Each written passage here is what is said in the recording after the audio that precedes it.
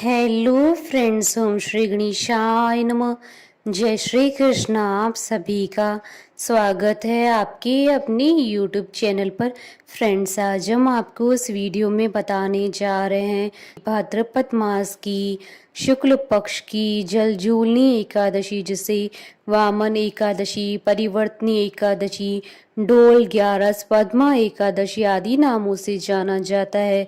का शुभ मुहूर्त, पूजा विधि, महत्व, नियम और पौराणिक व्रत कथा के बारे में फ्रेंड्स, वीडियो शुरू करने से पहले आपसे रिक्वेस्ट है, अगर आप हमारे चैनल पर नए हैं और आपने अभी तक चैनल को सब्सक्राइब नहीं किया है तो प्लीज़ सब्सक्राइब कीजिएगा चैनल को, साथ ही प्रेस कीजिएगा बेल आइकन को, जिससे नए वीडियो से रिलेटेड नोटिफिकेशन आपको तुरंत प्राप्त हो सके। और वीडियो पसंद आने पर वीडियो को लाइक और शेयर जरूर कीजिएगा, ताकि सभी भक्तों को इस वीडियो का लाभ प्राप्त हो सके। और कमेंट बॉक्स में जय श्री कृष्णा जरूर लिखिएगा। हिंदू धर्म ग्रंथों के अनुसार भाद्रपद मास की शुक्ल पक्ष की एकादशी को जलजूलनी एकादशी कहते हैं। इसे परिवर्तनी एकादशी, पद्मा एकादशी, वामन एकादशी एवं डोल ग्यारस आदि नामों से जाना जाता है। इस दिन भगवान वामन की पूजा की जाती है। कुछ स्थानों पर यह दिन भगवान श्री कृष्ण जी की सूरज पूजा, जन्म के बाद होने वाला मांगलिक कार्यक्रम के रूप में मनाया जाता है। शिशु के जन्म के बाद जलवा पूजन, सूरज पूजन या कुआं पूजन का विधान है। उसी के बाद अन्य संस्कारों की शुरुआत होती है। यह पर्व उसी का ही एक रूप माना जाता है। शाम के वक्त भगवान श्री कृष्ण जी की प्रतिमा को झांकी के रूप में मंदिर के नजदीक किसी पवित्र जल स्रोत पर ले जाते हैं और वहां उन्हें स्नान कराते हैं एवं वस्त्र धोते हैं। फिर वापस आकर उनकी पूजा की जाती है। इस दिन व्रत किया जाता है। कई जगह भगवान की इस झांकी को देखने के बाद व्रत खोलने की परंपरा है। झांकी में भगवान को पालकी यानी डोली में ले जाया जाता है, इसलिए इसे डोल एकादशी भी कहते हैं। एक मान्यता यह भी है कि भगवान विष्णु इस दिन करवट बदलते हैं। इस बदलाव के कारण से परिवर्तनी एकादशी कहते हैं। देखा जाए तो यह मौसम में बदलाव का सूचक भी होता है।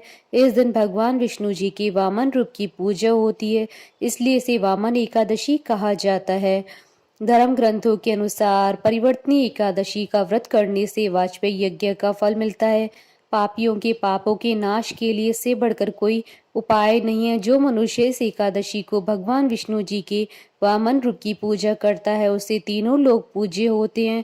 इस व्रत के बारे में भगवान श्री कृष्ण जी ने स्वयं युधिष्ठिर से कहा है कि जो इस दिन कमल नयन भगवान का कमल से पूजन करते हैं, वह अवश्य भगवान के समीप जाते हैं। जिसने भाद्रपद शुक्ल एकादशी को व्रत और पूजन किया, उसने ब्रह्मा विष्णु सहित तीनों लोकों का पूजन किया।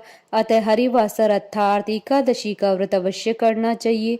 इस दिन भगवान करवट लेते हैं, इसलिए इसे परिवर्तनी एकादशी कहा जाता है। फ्रेंड्स, अब आइए जानते हैं जलजूलनी एकादशी की शुभ मुहूर्त के बारे में।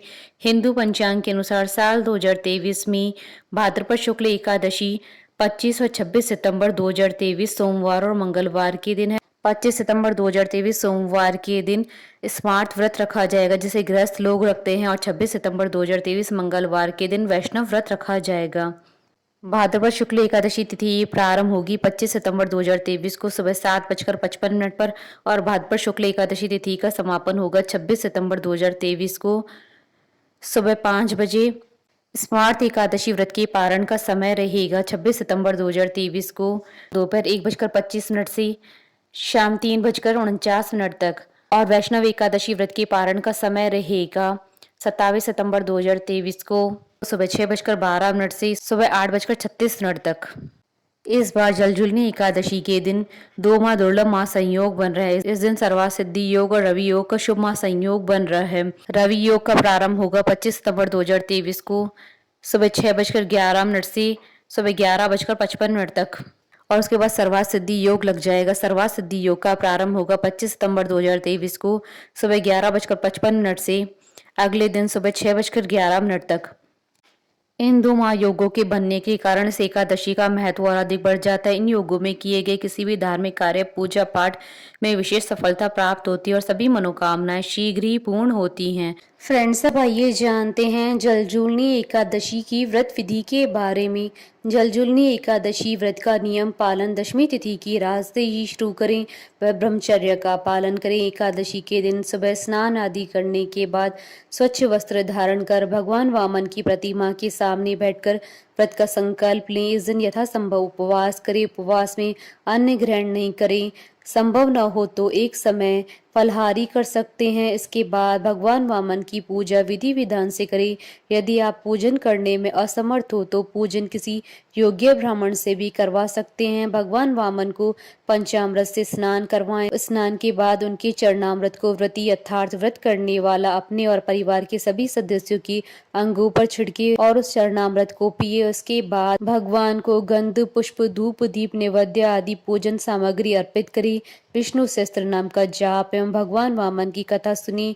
रात्रि को भगवान वामन की मूर्ति के समीप ही बैठकर रात्रि जागरण करिए। दूसरे दिन यानी द्वादशी के दिन वेद पाठी ब्राह्मणों को भोजन करवाकर दान देकर आशीर्वाद प्राप्त करें। जो मनुष्य यत्न के साथ विधि पूर्वक इस व्रत को करते हुए रात्रि जागरण करते हैं उनके समस्त पाप नष्ट होकर अंत में वे स्वर्गलोक को प्राप्त होते हैं। इस एकादशी की कथा की श्रवण मात्र से ही वाजपेयी यज्ञ का फल मिलता है।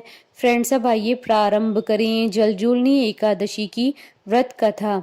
सूर्यवंश में मानधाता नामक चक्रवर्ती राजा हुए। उनके राज्य में सुख संपदा की कोई कमी नहीं थी। प्रजा सुख से जीवन व्यतीत कर रही थी, परंतु एक समय उनके राज्य में 3 वर्षों तक वर्षा नहीं हुई। प्रजा दुख से व्याकुल थी।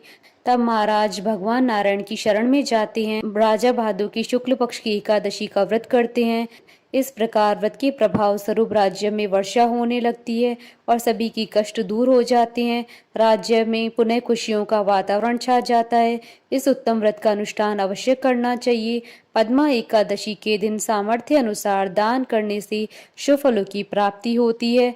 जलजूलनी एकादशी के दिन जो व्यक्ति व्रत करता है उसे भूमि दान करने और गोदान करने के पश्चात मिलने वाले पुण्य फलों से अधिक शुभ फलों की प्राप्ति होती है। फ्रेंड्स, अब आइए प्रारंभ करें वामन अवतार कथा। सतयुग में प्रहलाद के पौत्र दैत्यराज बलि ने स्वर्ग पर अधिकार कर लिया। सभी देवता इस विपत्ति से बचने के लिए भगवान विष्णु जी के पास गए। तब भगवान विष्णु जी ने कहा, मैं स्वयं देव माता अदिति के गर्भ से उत्पन्न होकर तुम्हें स्वर्ग का राज्य दिलवाऊंगा। कुछ समय पश्चात भगवान विष्णु जी ने वामन अवतार लिया। एक बार जब बलि महान यज्ञ कर रहा था तब भगवान वामन बलि की यज्ञशाला में गए और राजा बलि से 3 पग धरती दान में मांगी। राजा बलि के गुरु शुक्राचार्य भगवान की लीला समझ गए और उन्होंने बलि को दान देने से मना कर दिया, लेकिन बलि ने फिर भी भगवान वामन को 3 पग धरती दान देने का संकल्प ले लिया। भगवान वामन ने विशाल रूप धारण कर एक पग से धरती और दूसरे पग से स्वर्गलोक को नाप लिया। जब तीसरा पग रखने के लिए कोई स्थान नहीं बचा तो बलि ने भगवान वामन को अपने सिर पर पग रखने को कहा। बलि के सिर पर पग रखने से वह सुतल लोक पहुंच गया। बलि की दान वीरता देकर भगवान ने उसे सुतल लोक का स्वामी बना दिया। इस तरह भगवान वामन ने देवताओं की सहायता कर उन्हें स्वर्ग पुनः लौटाया। भगवान विष्णु जी ने बलि की दान वीरता से प्रसन्न होकर बलि को यह भी वरदान दिया कि वह वर्ष में एक बार अपनी प्रजा के समक्ष धरती पर उपस्थित हो सकता है। राजा बलि की धरती पर वार्षिक यात्रा को केरल में ओणम तथा अन्य भारतीय राज्यों में बलि प्रतिपदा के रूप में मनाया जाता है। बोलिए भगवान विष्णु जी की जय, सनातन धर्म की जय। हमारे साथ इस वीडियो में अंत तक बने रहने के लिए आपका धन्यवाद। ओम श्री गणेशाय नमः। जय श्री कृष्णा।